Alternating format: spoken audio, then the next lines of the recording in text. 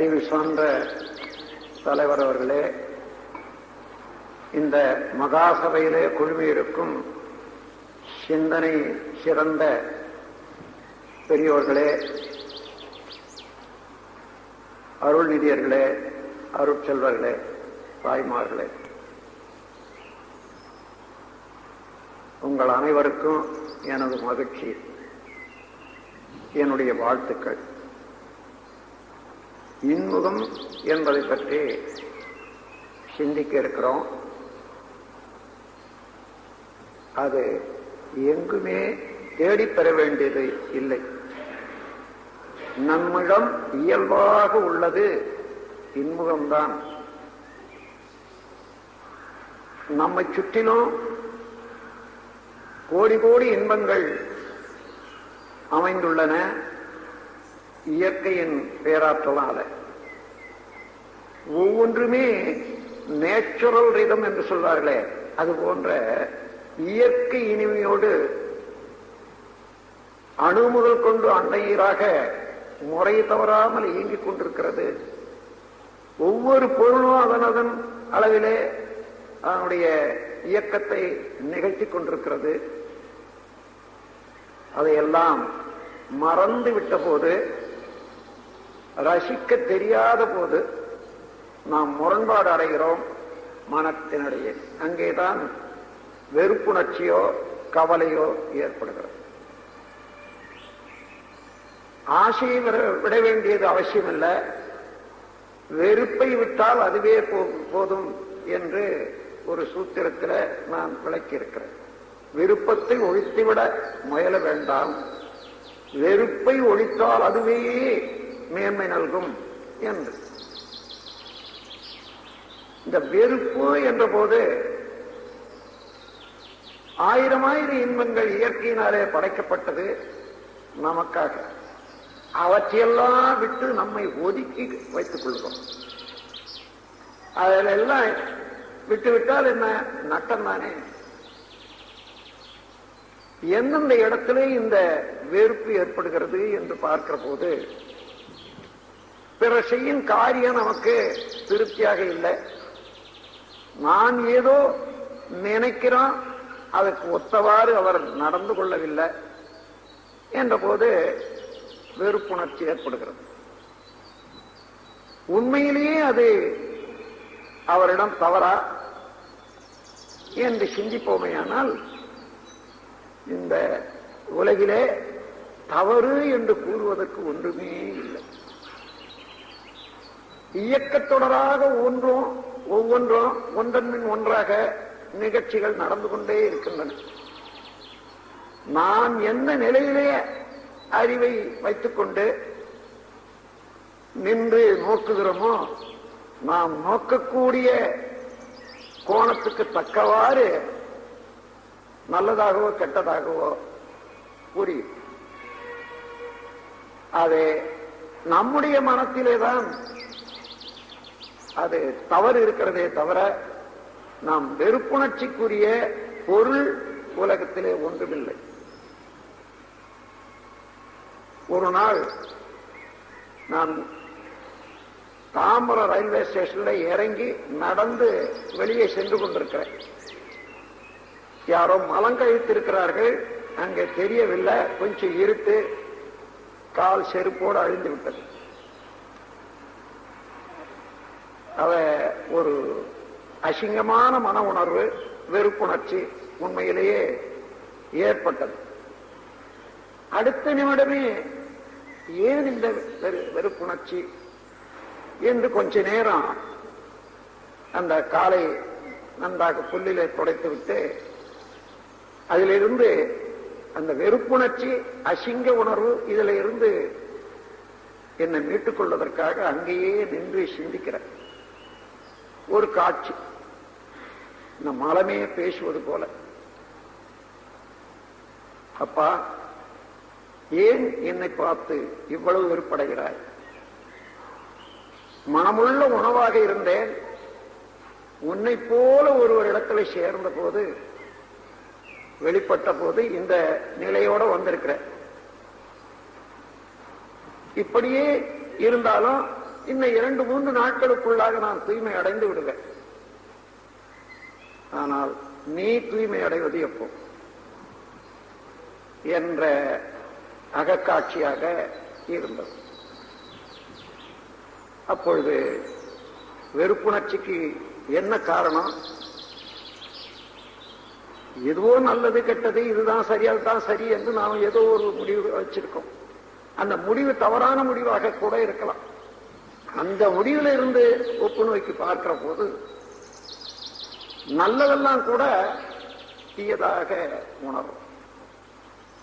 அந்த அளவில் நாம் சிந்தித்து பார்த்தோமே ஆனால் உலகிலே பகை செய்வதற்கு பகைப்பதற்கு ஆளே இல்லை, பொருளே இல்லை, நிகழ்ச்சிகள் கூட இல்லை. ஏதோ ஒரு தவறு பிறருக்கு செய்தோம், அவர்கள் மனம் வந்தது, அது இம்பிரிண்ட்ஸ் ஆஃப் சின்ஸ், அது பழிச்செயல் பதிவுகளாக நம்மிடமே அழிந்து விட்டது. அது காலத்தால பழிச்செயல் பதிவுகள் வெளியாகும் போது அது துன்ப உணர்வாகத்தான் வெளியாக வேண்டும். அதற்குரிய சந்தர்ப்பத்தையும் இயக்கத்தையும் இயற்கை தானாக ஏற்படுத்தி கொடுக்கும். அப்பொழுது துன்பப்படுகிறோம். யார் மூலமாக அந்த துன்பம் வந்ததோ அவர்களை வெறுக்கும். இங்கே உண்மை என்ன? என்னுடைய பழிச்செயல் பதிவு காலத்தால வெளியிட வேண்டியதாக, வெளிப்பட வேண்டியதாக, தூய்மை அடைய வேண்டியதாக இருக்கிறது. அந்த காலம் வந்து விட்டது. இயற்கை என்ற பேராதார சக்தி தக்க நபரை கொண்டு அந்த செயலை முடித்து என்னிடம் உள்ள பதிவை தூய்மை செய்கிறது. ஒரு துன்பம் என்ற உணர்வை தந்து எனக்கு துன்பம் அளித்த ஒரு பேர்ல நான் எப்படி வெறுப்படைய முடியும்? நமது செயல்கள்ல 3 வகையாக பிரிக்கலாம். அவற்றை central nervous system, autonomous nervous system, universal wave system என்று 3 வகையில நம்முடைய மன இயக்கம், உடல் இயக்கம் நடைபெற்றுக் கொண்டிருக்கு. விரும்பி ஒரு காரியத்தை செய்கிறோம் அல்லவா, அதற்காக கையை கால அசைக்கிறோம், எண்ணுகிறோம். இதெல்லாம் சென்ட்ரல் நர்வஸ் சிஸ்டம் என்று சொல்வார்கள். விரும்பாமலே நடைபெறக்கூடிய நிகழ்ச்சிகளுக்கு அட்டானமஸ் நர்வஸ் சிஸ்டம் தானாக இயங்கிக் கொண்டிருக்கிறது என்று சொல்வார்கள். அதற்கு மேலாக யூனிவர்சல் வேவ் சிஸ்டம் என்று ஒவ்வொரு பொருளிலேயும் அடங்கி அது காலத்தால அது விரிந்து செயல்படுகிறது. அலையாக பற்றி உதாரணமாக நாம் பேசுகிறோம், அந்த பேச்சு இந்த ரெக்கார்டர்ல பதிவு செய்யறாங்க. அலை, பேச்சு ஒரு அலை, அந்த அலையிலே ஒரு அழுத்தம், அந்த அழுத்தம் தான் பதிவாகி வருகிறது. மீண்டும் அதே அழுத்தம் இன்னொரு கருவியின் மூலமாக வெளியிடும் போது இதே பேச்சு வருகிறது. இவ்வாறு ஒவ்வொரு செயலும் பதிவாகிவிடும். ஒரு மரம், மரத்திலே வித்து, அந்த வித்தில மரத்தினுடைய தன்மை முழுவதிலும் ப்ளூ பிரிண்ட் என்று சொல்வார்களே, அது போல பதிவாக இருக்கிறது. நீங்க எடுத்து பார்த்தா அணுக்கள் அடங்கி இருக்கக்கூடிய ஒரு உருவத்துல சிறிய உருவமாயும் இந்த மரத்தை பார்க்க முடியுமானா முடியாது.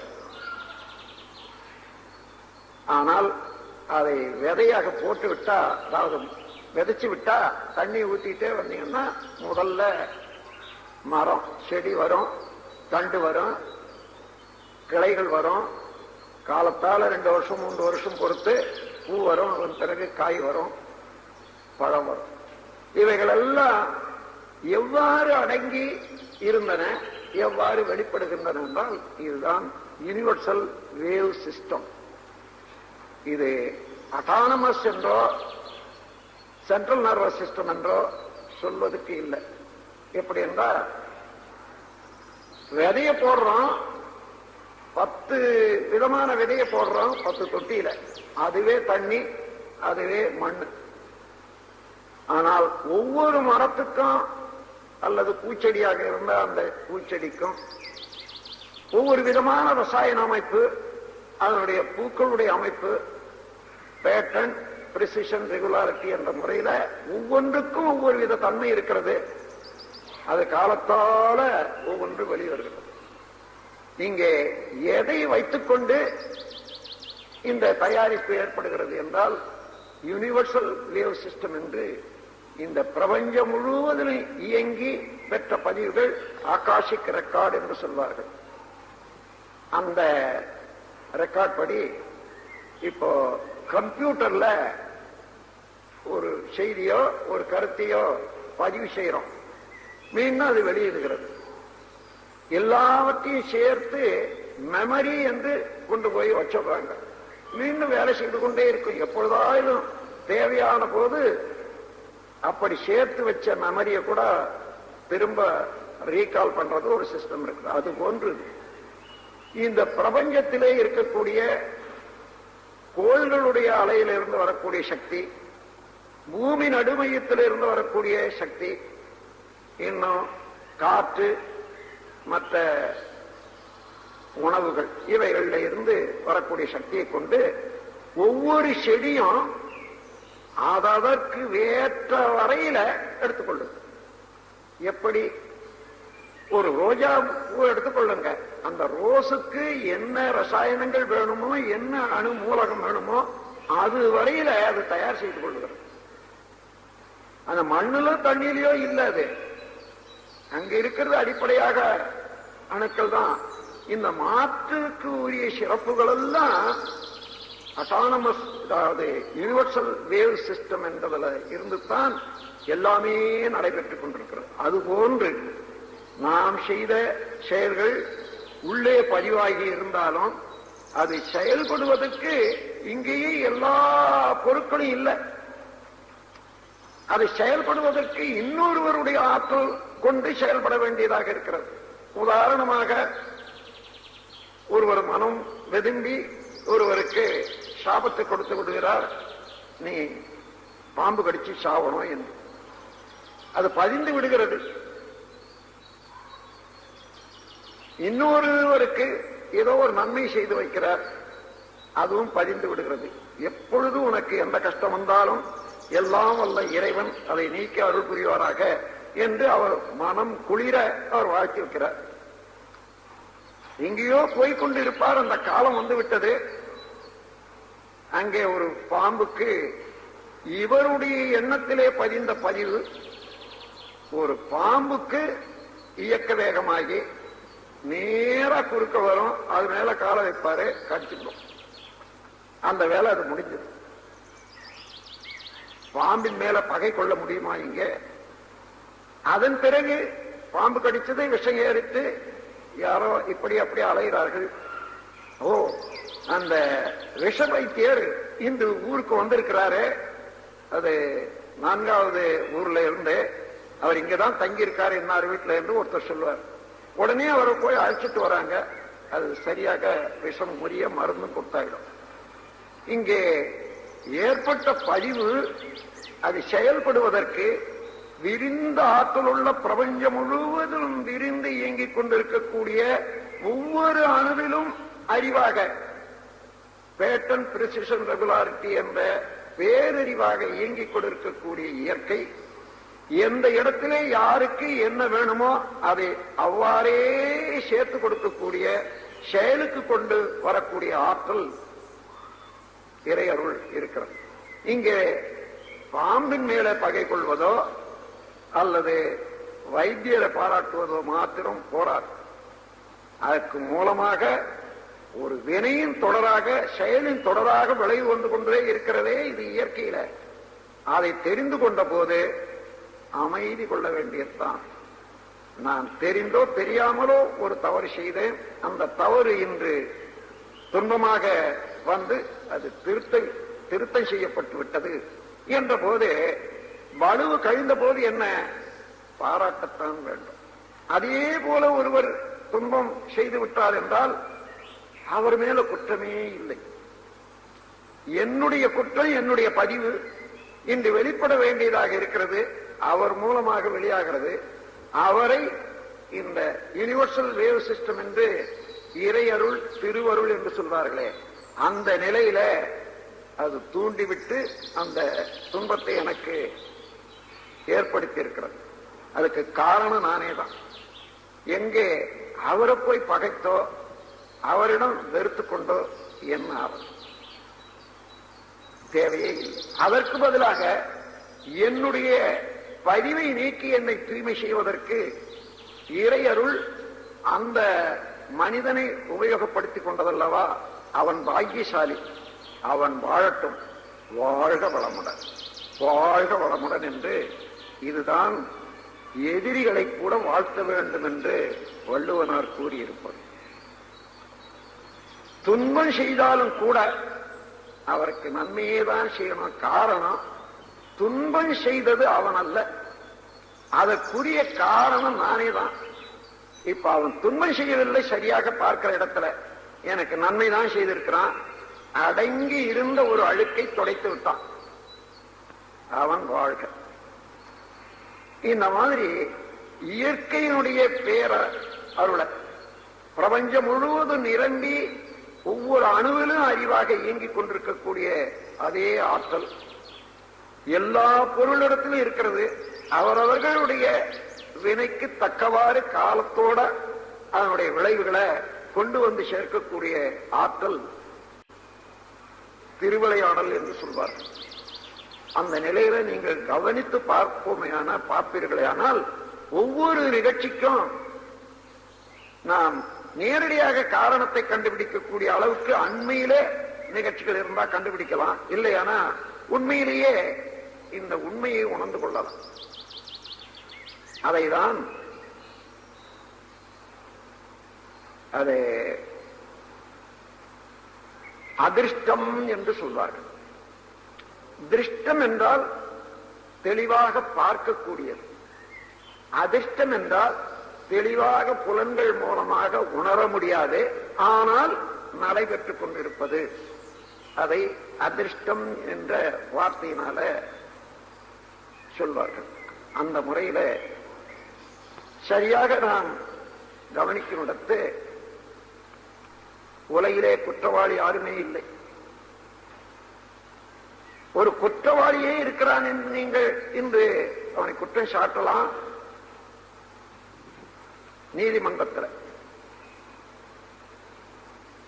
ஆனால் ஒரு மனிதன் குற்றம் செய்தானேயானால் அந்த குற்றம் செய்வதற்குரிய சூழ்நிலை, குற்றம் செய்வதற்குரிய ஒரு மனப்பான்மை, இவைகளெல்லாம் சமுதாயத்திலேயே இருக்கக்கூடிய குற்றம் தான். அப்படி பார்க்கும்போது சமுதாயம் என்பது ஒரு கூட்டு, அதுல நானும் ஒரு பார்ட்னர் தான் என்று எடுத்துக்கொள்ள வேண்டியதா இருக்கும். எனவே சமுதாய அமைப்பினிலே உள்ள குறைபாடே தனி மனிதன் குற்றங்கள் அனைத்துக்கும் மூலம். சமுதாயம் தனியாரை தண்டித்து மேலும் ஒரு தவறிழைக்கும் செய்கையினை நீதி எனில் நன்றோ. இப்பொழுது நாம் நீதி விசாரணை செய்து நீதி என்று வழங்குகிறோமே, இரண்டாவது குற்றம் என்பது என்னுடைய கருத்து. முதலிலே ஒரு மனிதன் குற்றம் செய்வதற்கு உரிய வாய்ப்பை கொடுத்து அவன் வளர்ந்த வகை, வளர்க்கப்பட்ட விதம், சமுதாயத்திலே உள்ள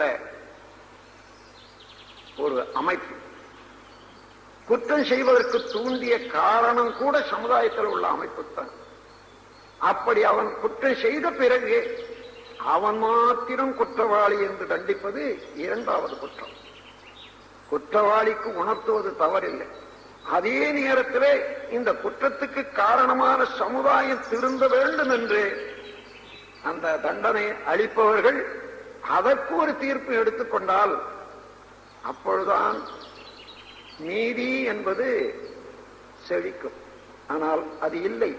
நாம் இரண்டாவது குற்றத்தை தான் நீதி என்று எடுத்துக் கொள்கிறோம். அதே தன்மையிலே நாம் ஒவ்வொன்றையும் பார்க்கிறோம். எப்பொழுதும் ஏதேனும் ஒரு துன்பம் வந்தா, நட்டம் வந்தா, யார் மீதேனும் அதுக்கு குறைய சொல்லி நாம தப்பிச்சுக்கிறோம். அவரால் தான் வந்தது, அதனாலதான் வந்தது என்பது மனிதனுக்கு வழிக்கு போகக்கூடிய ஒரு தன்மை உண்டு. குற்றத்தை தான் ஏற்றுக்கொள்ளாது. வாசப்படியில போய் இடிச்சு கொள்வான். வாசப்படி இடிச்சதுன்னு தான் சொல்லுவானே தவிர நான் வாசப்படியில முட்டிக்கொண்டேன்னு சொல்றதில்லை. கல்லுல போய் மோதிக்கொள்ளுவான். கல்லு இடிச்சு எடுத்துன்னு சொல்லுவான். நான் கல்லுல மோதிக்கொண்டேன்னு சொல்றதில்லை. பழக்கம் அது இயல்பாய் மாறிப்போச்சு. இதை நாம் சிந்தித்து பார்ப்போமையானால் குற்றம் என்பதே உலகத்தில் இல்லை. ஆனால் சமுதாய அமைப்பின்படி என்னென்ன செயல்கள் இப்படித்தான் செய்யணும் செய்யக்கூடாது என்று நாம் ஒரு ஏற்பாடு செய்து கொண்டிருக்கிறோம். அந்த ஏற்பாட்டுக்கு முரண்படாது இருக்க வேண்டியது அவசியம்தான். அது முரண்பாடு குற்றம்தான். ஆனால் அது வெறுப்படைவதற்கு இல்லை. அந்த குற்றம் ஏற்படாது இருப்பதற்கும் குற்றம் ஏற்பட்ட பிறகு எத்தனை பேர் அதனால வருந்துகிறார்களோ அந்த வருத்தம் தீர்வதற்கும் நம்மாலான உதவியைத்தான் செய்ய வேண்டுமே தவிர குற்றம் செய்தான் என்று குற்றவாளி ஒருவனை வைத்து வெறுப்படைவதற்கே இல்லை. குற்றவாளி பாவி என்று யாரும் இல்லை உலகிலே. குறைகளுக்கு காரணமோ பழைய சமுதாயம். நமது நாட்டில அண்மையில ஒரு நிகழ்ச்சி நடந்தது. யாரோ தமிழ்நாட்டில் இருந்து போனவர்களை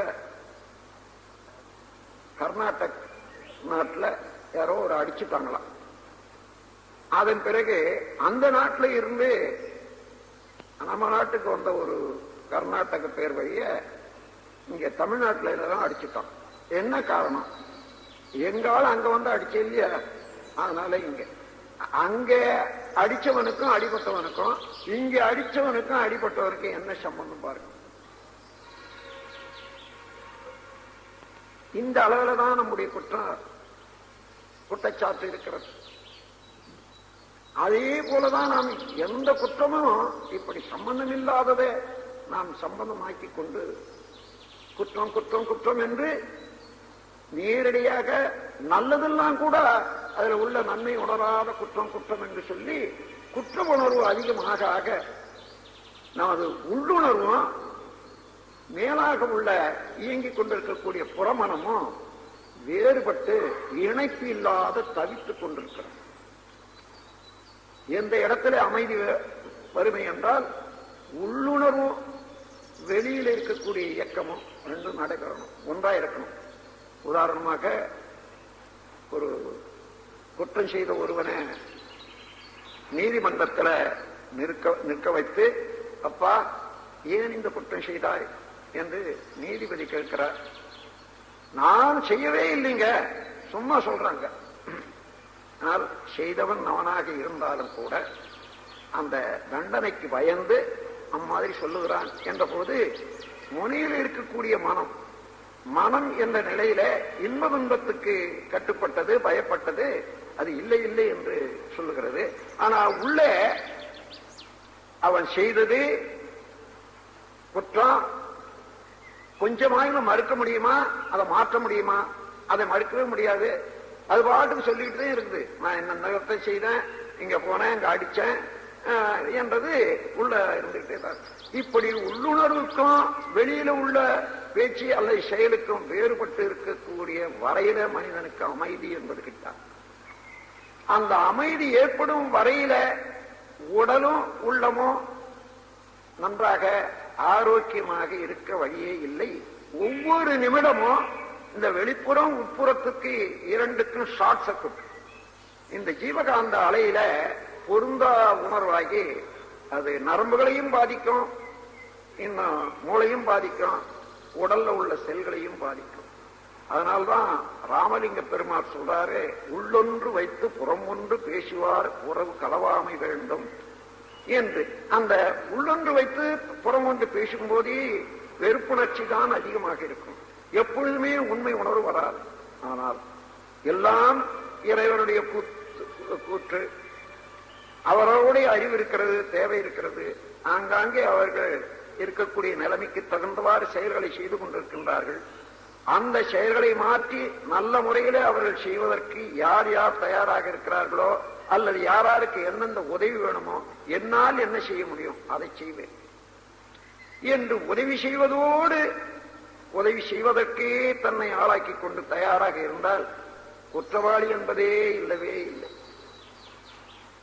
அப்படி குற்றம் காணாத மனநிலைக்கு வர வேணுமானால் இந்த இயற்கையின் பரிணாமத்தை தெரிந்து கொள்ள வேண்டும். யார் குற்றவாளி?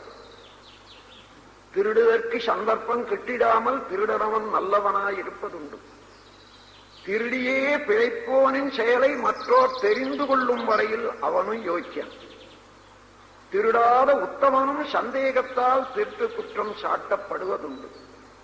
திருடினவன் பிடித்து விட்டோன் சொத்து சாட்சி சேர்ந்து நீதிமன்றம் வந்தும் பொய்த்ததுண்டு. யார் குற்றவாளி நிர்ணயிக்க முடியுமா? ஆகையினால குற்ற உணர்வு நம்மிடம் வேண்டாம்.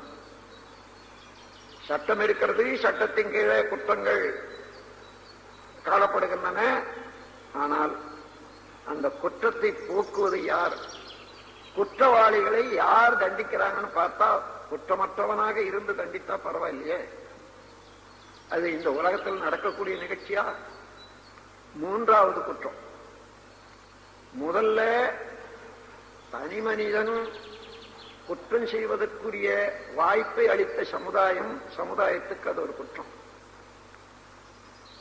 இரண்டாவது, அவன் மாத்திரம்தான் குற்றவாளி என்று அவனை தண்டிப்பது என்பது இரண்டாவது குற்றம்.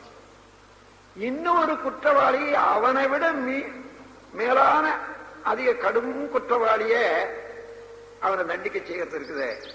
இந்த மூன்றாவது குற்றம். எங்கே நீதி? நீதியை நோக்கி சென்று கொண்டிருக்கிறோம், ஆனால் இன்னும் நீதி நிலைநாட்டவில்லை. அதுவரையில சட்டத்தை ஏற்றுக்கொள்வோம், சம்பிரதாயங்கள் எல்லாம் ஏற்றுக்கொள்வோம். ஆனால் நம்மிடம் உள்ள குற்ற உணர்வை தள்ளிவிட்டு எல்லோருக்கும் இனிமை செய்ய குற்றவாளி என்பதை தண்டித்தாச்சு. ஆனால் அவனுக்கும் அங்கே இருந்து வெளியே வர்ற வரையில உணவு வேண்டிய ஏற்பாடெல்லாம் செய்ய ஏற்பாடு அதே அறிவில செய்திருக்கிறாங்க. நடைமுறையில செய்யற போது கொஞ்சம் அது சரியாக வராதிருக்கலாம். ஆகவே அந்த முறையில பார்த்தா குற்றவாளிகள் என்பது நாம் வெளியிலே எத்தனை பேர் குற்றவாளி ஆக்கிறோமோ அதை விட நம்மிடம் குற்றம் மலிந்து இருக்கோம். ஆழ்ந்து ஆழ்ந்து ஆராய்ச்சி செய்து நம் குற்றத்தை நீக்கிக் கொள்ள முயலும் போது பிறர் குற்றத்தை மன்னிக்கக்கூடிய தகமை ஏற்படும். பிறர் குற்றத்தை மறக்கக்கூடியது அல்லது பாராட்டாமல் அவர்களுக்கு நன்மை செய்யக்கூடிய அறிவு வந்துவிடும். இந்த முறையிலே நாம் சிந்தித்து உண்மையிலேயே குற்றம் யாரிடமும் இல்லை. யுஎஸ்ஏ லாஸ் ஏஞ்சலஸ் அங்கே தாமஸ் மென்டல் பிசிக்ஸ் என்று ஒரு நிறுவனம், அங்கே ஒரு பெரிய ஹால், அங்கே ஒரு கூட்டம், பொதுக்கூட்டம் போட்டாங்க. அங்கே இந்த கூட்டத்தில் மனிதனுடைய பிஹேவியர், நடத்தையை பற்றி நான் உரையாற்றி முடிச்சேன். பல இருந்து பல கேள்விகள். அப்பொழுது ஒரு அம்மையார் கேட்கிறார், இந்த நாட்டிலே மற்ற நாடுகளை விட ஆண் பெண் அவர்கள் விருப்பம் போல நெருங்கி பழகுவதற்கு இடம் இருக்கிறது. இந்த சமுதாயத்தில் அதிகமாக கட்டுப்பாடு இல்லை. அப்படி இருந்தும் கூட இந்த நாட்டிலே அதிகமாக ரேப், கற்பழித்தல் என்ற குற்றம் நடக்கிறதுக்கு என்ன காரணம் சுவாமிஜி என்று ஒரு அம்மையார் கேட்கிறார். அது நான் ஒரு you are asking me a sensitive question, I am hesitating to answer ன்னு சொன்னேன். அது ரொம்ப எனக்கு துணிவாகவே இல்லையே அதுக்கு பதில் சொல்றதுக்கு. இல்லை இல்லை, ஐ வாண்ட் யுவர் ஒப்பீனியன், நீங்க தைரியமா சொல்லுங்க. நான் சொன்னேன், இந்த நாட்டில் ஒரு இளம் பெண் ஒரு 10 வாலிபர்களோட நெருங்கி பழகிறா, மிகவும் சிநேகமாக, நட்பாக. ஒவ்வொரு வாலிபரும் தனக்கு இவள் உரியவளாக வருவாள் என்ற ஒரு எண்ணத்தையும் ஆசையும் அதன் மூலமாக வளர்க்கப்பட்டு விடுகிறது. ஒவ்வொருவரும் அவளையே நோக்கி அவளை அடையணும் என்ற ஒரு பதிவு ஏற்பட்டு போகுது. விருப்பமும் அதிகமாகுது. கடைசியில ஒருவனை தேர்ந்தெடுத்துக் கொள்றா, மற்றவர்களெல்லாம் ஏமாந்து போறாங்க. இந்த ஏமாற்றம், இந்த பதிவு கூடிக்கொண்டே வருகிறது. ஏதோ ஒரு முரடன் தனியாக சந்திக்கக்கூடிய நேரம் வர்ற போது அவளிடம் இந்த 10 பேருடைய பதிவு இருக்கிறதே, அந்த பதிவு முரளங்கிட்ட திருப்பி பிரதிபலித்து அவன் கற்பழிப்பு என்ற முறையில அதை ஈடேற்றி விடுகிறான். அப்ப அதுக்கு காரணம், இப்போ ரேபிஸ்ட் என்ற கற்பழித்தவனாண்ட மாத்திரம் இல்லை, இந்த சமுதாயத்தில் உள்ள பழக்கம், அந்த பழக்கமே அதற்கு வழிவகுத்தது என்று விளக்கின ஒத்துக்கொண்டாங்க. அம்மாதிரி ஆனால் அம்மாதிரி குற்றவாளிகளை தண்டிக்காத எப்படி விட்டுடுறது? கட்டாயம் தண்டிக்கணும். ஆனால் அப்படி அந்த குற்றவாளிகளை தூக்கில போடணும்னு நீங்க சொன்னீங்க, சொல்றாங்க அவங்க. அந்த மாதிரி ரேபிஸ்ட தூக்கில போடணும், விடக்கூடாதுன்றாங்க.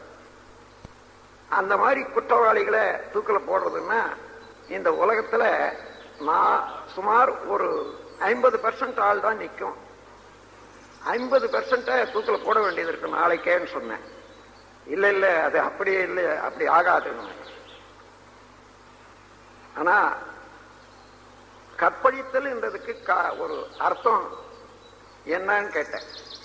சும்மா இருந்தாங்க. நான் சொல்றேன், ஒரு பெண் சம்மதம் இல்லாமல் ஒரு ஆண் அக்ரசிவா, அதாவது வற்புறுத்தி நிர்பந்தித்து அவள் விருப்பத்துக்கு மாறாக அந்த உடலை அனுபவித்தால் அதுதானே கற்பழிப்பு என்று சொன்னேன். ஆம், எல்லாரும் ஆம் ஆமா. கணவன் மனைவி உறவிலேயே எத்தனை கணவன்மார் தன்னுடைய மனைவியிடமே இம்மாதிரி நடந்து கொண்ட காலம் உண்டு என்று கொஞ்சம் யோசித்து பாருங்கன்னு சொன்னேன்.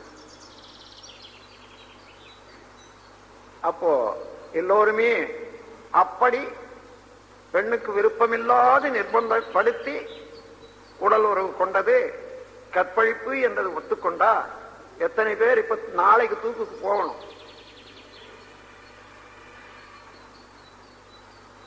ஆனா அது சட்டத்துக்கு கீழே ஒரு பதுங்கிறதுக்கு இடம் வச்சதுனால அது குற்றம் இல்லைன்னு நினைக்கிறோம். அதாவது கல்யாணம் இந்த குற்றத்துக்கெல்லாம் பதுங்கு இடமா? திருமணம் என்பது குற்றவாளிகள் பதுங்கு இடம் அல்ல. அது மாதிரி உணர்ந்து நடக்கக்கூடிய காலத்தில் இந்த குற்றமெல்லாம் வராது. ஆனாலும் இந்த குற்றம் பெரிய குற்றம் என்பது சரி, அதெல்லாம் நடக்கிறதுக்குரிய காரணம் அறிந்து இளம் வயதிலேயே கல்வியிலேயே இந்த வாழ்க்கை கல்வி உலகில் தெளிய கற்றுக்கொள்ளக்கூடிய அளவுக்கு, கற்றுக் கொடுக்கக்கூடிய அளவுக்கு பிஹேவியர் ஆஃப் மேன்கைண்ட் அது வரணுமா, வந்த பிறகு சரியாகும் என்று சொன்ன அந்த வினாவுக்கு விடையை கொடுக்கிறப்போ அந்த முறையில குற்றவாளி பாவி என்று யாருமில்லை உலகிலே. குறைகளுக்கு காரணமோ பழைய சமுதாயம், அவங்க அப்பா அம்மா அல்லது பெரிய 3வது தலைமுறையில செய்த குற்றங்கள் பழிச்செயல்கள் பதிந்து இந்த காலத்துல அவன் செய்யறான். அவன் எண்ணத்துல தோன்றியது அது கருப்பதியினால வந்தது கூட பல எண்ணங்களும் பல செயல்களும் உண்டாகின்றன. இப்ப இவன் மாத்திரம் குற்றவாளி, இந்த உடலை வைத்துக் கொண்டு இருக்கக்கூடியவன் மாத்திரம் குற்றவாளி என்று சொல்ல முடியாது. அம்மாதிரி இந்த சமுதாயத்தில, மனித சமுதாயத்தில பல காரணங்கள் குற்றங்களுக்கு இருப்பதனால தனியா அவன் பேர்ல வெறுப்பு அடைவதற்கு பதிலாக அவன் பேரிலே கருணை கொண்டு அந்த குற்றத்திலே இருந்து அவன் விடுதலை பெறவும், அந்த குற்றத்தினாலே படும் துன்பத்திலே இருந்து விடுதலை பெறவும் நான் என்ன செய்ய முடியும் என்ற போதுதான் கருணை என்பது மனிதனை பிறக்கும். அந்த கருணையிலே பிறப்பதுதான் இன்முகம். உண்மையை உணர்ந்து ஒவ்வொரு உயிரினிடத்தும் அந்த இறைவனுடைய திருவிளையாடல் எவ்வாறு இருக்கிறது என்பதை உணர்ந்த போது அறிந்தது சிவம், மலர்ந்தது அன்பு. எல்லாரிடமும் கருணை காட்டக்கூடிய அளவுக்கு, யார் குற்றவாளியாக இருக்கிறானோ அவனிடம் கூட கருணை காட்டக்கூடிய அளவுக்கு அன்பு பிறக்கிறது. அதுதான் இன்முகம். இன்முகம் என்பது இறைவனுடைய ஆற்றலை, இயற்கையினுடைய சட்டத்தை உணர உணர உணர அதோடு ஒன்றி ஒன்றி ஒன்றி வேறுபடாத கணிப்பு நிலையிலே சுத்தமான கணிப்பு உண்டாகும். வாசப்படியில போய் நான் முட்டிக்கொண்டேன், இடித்துக்கொண்டேன் என்று சொல்லக்கூடிய அளவுக்கு மனம் வரணும், பழக்கம் மாறணும். அது வரையில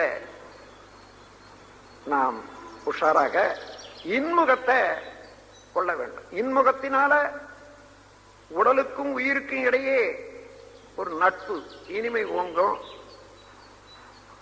மனதுக்கும் உயிருக்கும் இடையே ஒரு நட்பு நன்றாக இருக்கும். எப்பொழுதும் மனம் அமைதியாக இருக்கும். தனி மனிதனுக்கும் சமுதாயத்துக்கும் இடையே அமைதி ஓங்கும், நட்பு நன்றாக இருக்கும்.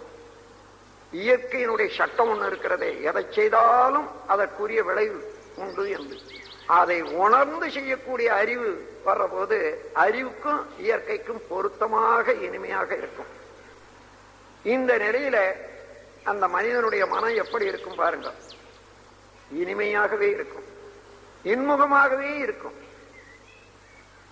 நான் வாணிபம் ஒரு காலத்துல செய்திருந்தேன். லட்சக்கணக்கான பணம் திரண்டு கொண்டு இருக்கும் போது அப்பொழுது நோக்கி பார்க்கிறேன், எத்தனையோ மாறுதல் வந்து விட்டது இந்த வாழ்க்கையில.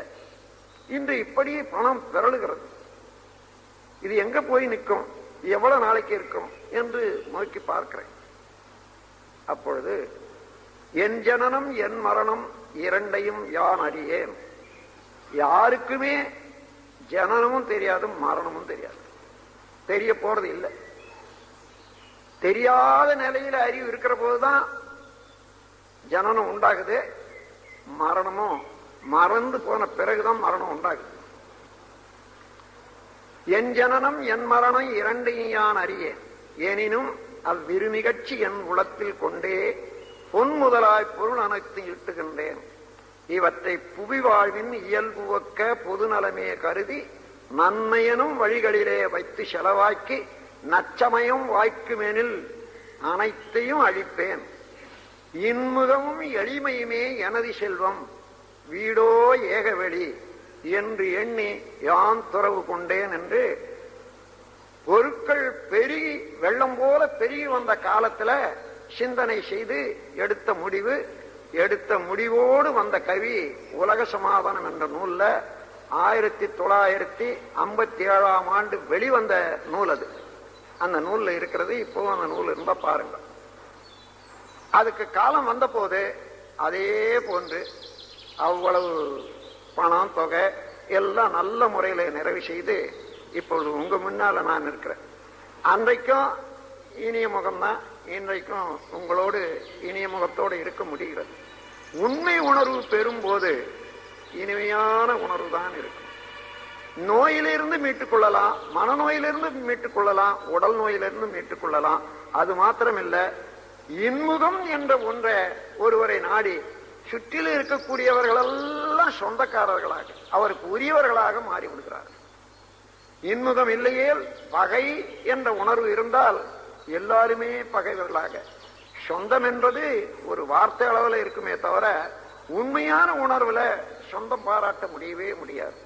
எனவே மகாத்மா காந்தியை போன்ற இன்முகம் காட்டிய ஒருவர் உலகுக்கெல்லாம் நண்பராகவே இருந்தார் என்றால் இன்முகம்தான் காரணம். அந்த முறையில இன்முகத்தை வளர்த்துக் கொள்வதற்கு குற்றவாளிகள் என்ற எண்ணத்தோடு யாரையுமே பார்க்க வேண்டாம். அது சட்டத்தின் மூலமாக சமுதாய சம்பிரதாயத்துக்கு ஏற்றவாறு அது வைக்கப்பட்டிருக்கிறது. அது சரி, அந்த அளவில் அதை ஒப்புக்கொள்வோம். நாமும் கீழ்ப்படிந்து உடனிருந்து நடந்து கொள்வோம். ஆனால் உள்ளத்திலே யாரையுமே விரோதிக்கிறது இல்லை, எந்த இடத்திலேயும் பிணக்கு கொள்வதில்லை. எல்லா நிகழ்ச்சிகளும் இறைவனுடைய திருவிளையாடல் படி ஒன்றன் பின் ஒன்றாக காரண விளக்கங்களோட காரண காரியங்களோட வந்து கொண்டே இருக்கிறது என்ற உண்மை உணர்ந்து எல்லாவற்றையும் எது வந்தாலும் ஏற்றுக்கொள்றதுக்கு தயாராக இருந்து கொண்டு அதே நேரத்தில் உயிர்களிடத்துல அன்பும் கருணையோடு நாம் உதவி செய்வதற்கு தயாராக இருக்கிற போதெல்லாம் நமக்கு இன்முகம்தான் இருக்கும் என்று கூறி இந்த இன்முகத்தை வளர்த்துக் கொள்வதற்கு, மன உறுதி கொள்வதற்கு, மன அமைதி பெறுவதற்கு நல்ல முறையிலே தவத்தை செய்து வாருங்கள். தவத்தின் மூலமாக அகத்தாய்வு செய்து கொள்ளுங்கள். பேராசை, சினம், கவலை இந்த மூன்றையும் விட்டு பாருங்க. மிச்சம் இருப்பது என்ன? இன்முகம்தான். அதோடு மட்டுமல்ல, இந்த இன்முகத்தோட இருப்போம்னா எதிர்பார்க்கிறத தவிர்க்கணும்.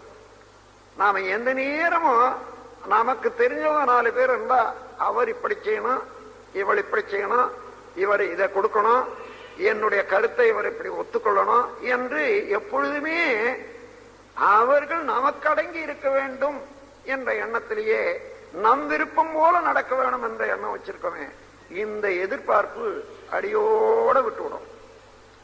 இந்த எதிர்பார்ப்புல எப்பொழுதும் நாம் எதிர்பார்க்கிறது சரியா வராது. ஒரு எதிர்பார்ப்பு என்றால் 4 பரிமாணங்கள் அதுக்கு உண்டு. Judgement of the need, quantity, quality, time என்று. அதாவது அது அவசியம் என்ற மதிப்புணர்வு, அது அளவு, தன்மை, காலம். இந்த 4 வச்சுதான் உன்னை எதிர்பார்க்கிறோம். ஆனா நாம் அது அவசியம் என்று உணர்கிறோமே அல்லது அதுக்குரிய மதிப்பளிக்கிறோமே, அதே போல அவர்களை அளிக்க மாட்டார்கள். அந்த இடத்திலேயே வேறுபடும். அப்படி அளித்தாலும் எவ்வளவு வேணும் என்று நாம் நினைக்கிறோமே அதே அளவு அவர்கள் அது உணர நீதியாக கொள்ள மாட்டார்கள். அங்கே மாறிவிடும். அதன் பிறகு எந்த முறையிலே தன்மையிலே என்று நினைக்கிறோமே அங்கேயும் மாறிவிடும். எந்த காலத்திலே என்று எண்ணுகிறோம் பாருங்க, அதுவும் மாறிவிடும். ஒரு குடும்பம் எடுத்துக்கொள்ளுங்க. கணவன் மனைவி 2 பேரும் உட்கார்ந்து இருக்காங்க. பிச்சைக்காரன் வந்து தெருவில் அம்மா பிச்சை என்று கேட்கிறான். உடனே அந்த அம்மா எழுந்திருக்கிறான். ஏன், என்ன அவசரம்? இல்ல, யாரோ பிச்சைக்காரன் சாப்பாடு கேட்கிறான். கேட்டா என்ன, போய்வான்னு சொல்லிட்டு சொல்ல வேண்டியது தானே. இல்லைங்க, கையில சாப்பாடு இருக்குது, அதை கொஞ்சம் போட்டுட்டு வந்துடுறேன். இங்கே அவ்வளவு அவசியம்தானா என்றது அந்த அம்மையார் உணர்ந்தது. அந்த அளவுக்கு இவர் உணரல. அங்க வேறுபட்டது. சரி, அந்த அம்மா எடுத்துட்டு வரா கையில சாதத்தை. இவர் பாக்குறாரு, இன்னும் இவ்வளவு சாதமா, ஒரு ஆளுக்கு போதுமா இருக்குதே, இவ்வளவா ஒரு பிச்சைக்காரனுக்கு போடுறது? அந்த அம்மா சொல்றா, அதுக்கப்புறம் போட்டுட்டு வந்து அவ்வளவு மிச்சங்க, அது இருந்தாலும் கெட்டு போடும், அவனுக்கு பசியா இருக்குது சாப்பிட்டோன்னுட்டு.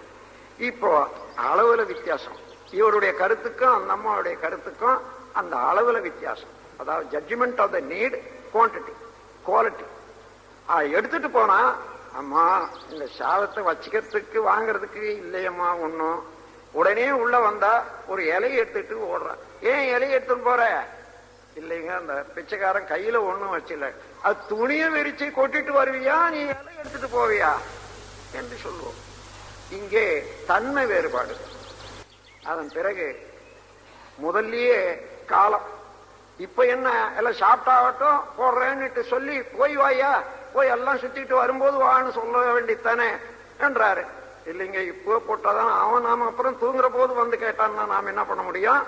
வராதியே போவான், வருவான், அந்த சமயத்தில் தூங்கிடுவான். அதனால இப்போ இப்படி எந்த எதிர்பார்ப்பும் 4 தன்மைகள் அடங்கி உள்ளன என்பதை நீங்க ஆராய்ச்சி செய்துங்க.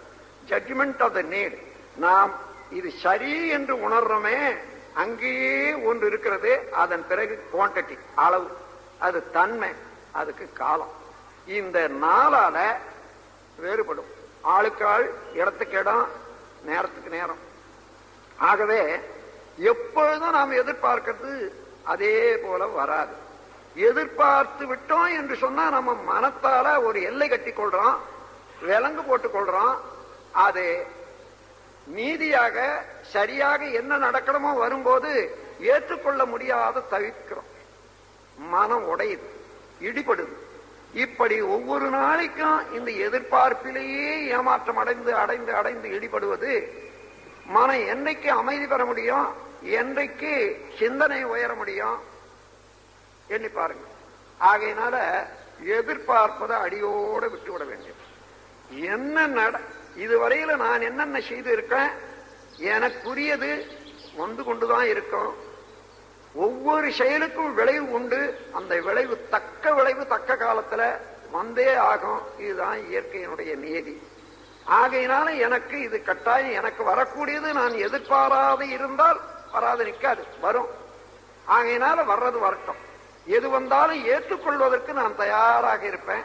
ஏற்றுக்கொண்ட பிறகு அதை எப்படி சரி கட்ட வேணும், எதை கொள்ள வேண்டும், எதை தள்ள வேண்டும், ஏதோடு நாம் எதிர்த்து போராடி அதை வெற்றி கொள்ள வேண்டும் என்றெல்லாம் அதன் பிறகுத்தான் பார்த்து கொள்ளணும் என்ற முறையில நாம் தயாரிப்பு நிலையில இருக்கிற போது மனம் விசாலமாக இருக்கும், அமைதியாக இருக்கும், அங்கே இனிமையாக இருக்கும். இன்ப உணர்வு, இன்முகம் அங்கேதான் உண்டாகும். அதோடு யாராயும் தெரிந்தோ தெரியாமலோ நம்மை பகைப்பான். அந்த பகை உணர்வுக்கு வழி ஏற்படும். அதற்கு பதிலாக அவர்களை நினைந்து வாழ்த்திக் கொண்டே இருப்போம். நீ வாழ்க வளமுடன். அந்த உருவத்தை மனதிலே வைத்துக் கொண்டு நீங்கள் பல தடவை வாழ்த்துங்கள். இந்த வாழ்த்தின் காரணமாக எழக்கூடிய எண்ண அலைகள் இருக்கிறதே, ஒவ்வொரு அலைக்கும் ஐவகை இயக்கம் இருக்கிறது என்று 2 நாட்களாக பல தடவை சொல்லியிருக்கேன். மோதுதல், பிரதிபலித்தல், சிதறுதல், ஊடுருவிப்பாய்தல், இரண்டிடையே ஓடிக்கொண்டிருந்தல். Clash, reflection, refraction, penetration, interaction என்று ஐவகை இயக்கம் நமது எந்த அலைக்கும் உண்டு. ஒவ்வொரு பொருளும் இயங்கிக் கொண்டே இருப்பதனால அலையில்லாத பொருளே இல்லை.